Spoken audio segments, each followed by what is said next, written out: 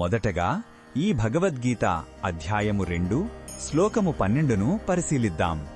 శోకంతో నిండిన అర్జునుడికి శ్రీకృష్ణుడు తన దివ్య ఉపదేశాన్ని ఇక్కడి నుండే ప్రారంభిస్తున్నాడు. అర్జునుడి అజ్ఞానాన్ని తొలగించడానికి ఆత్మ యొక్క నిజస్వరూపాన్ని భగవానుడు వివరిస్తున్నాడు.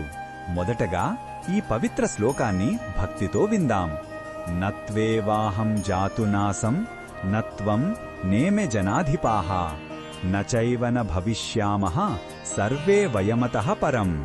ఈ శ్లోకం అర్థమేమిటంటే, గతంలో నేను, నువ్వు, ఈ రాజులు లేని సమయం ఎప్పుడూ లేదు. అలాగే భవిష్యత్తులో కూడా మనమందరం లేకుండా పోయే సమయం రాదు.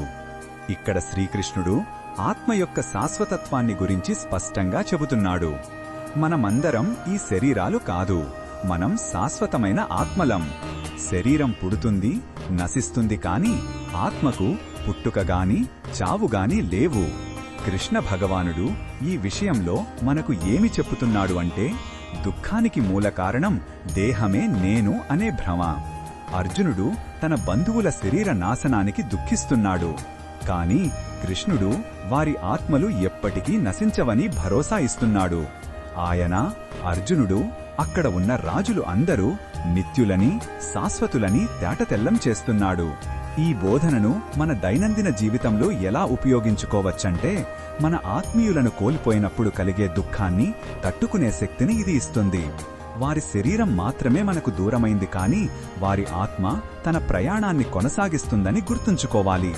అలాగే మన మరణ భయాన్ని కూడా ఇది తగ్గిస్తుంది. ఈ జీవితం తాత్కాలికమని తెలుసుకొని శాశ్వతమైన ఆత్మ ఉన్నతి కోసం ప్రయత్నించాలి.